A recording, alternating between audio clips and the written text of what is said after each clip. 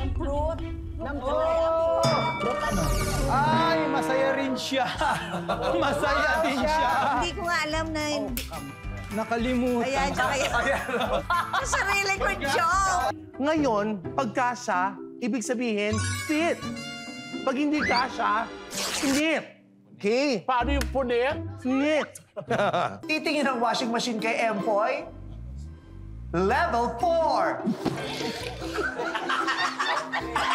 Kulang ng tubig. Ay, malakas ang hangin. Baka matumba ang washing machine. Kailangan hawakan ni Empoy ang washing machine. May sira yung washing machine, may nagtapon ng basura. May nagtapon ng basura. Ang baho ng tubig sa washing machine. Pag gumagamit kayo ng tubig ka na. Patapakin ang washing machine. Level 2. Level 2. Level 2. Sorry, iniiba na niya. Hindi na siya washing machine. Balyera na lang siya. Killer whale na lang daw siya. Thank you, washing machine. Sa pagmamahal at pag-aaruga mo. Ang baho, ah. Ikaw, Chan. Yeah! Ito. Go! Deep breath. So it goes. Parang nagsisika na nakalabas ka. I'll measure your deep breath. Look into Good luck, Peachy. exhale. Sino ba? Parang nakihina. Okay. Inhale.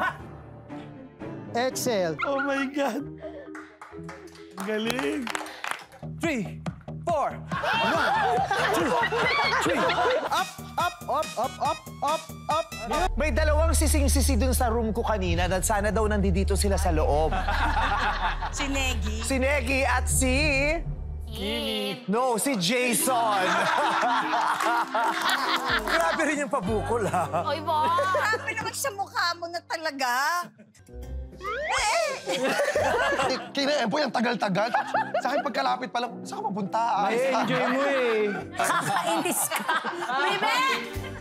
Ano ba? Ay, galing. Nervous. Tinanggap ko na nga. Ang sarap magmura ng malutong. Napakadelikado kay Empoy.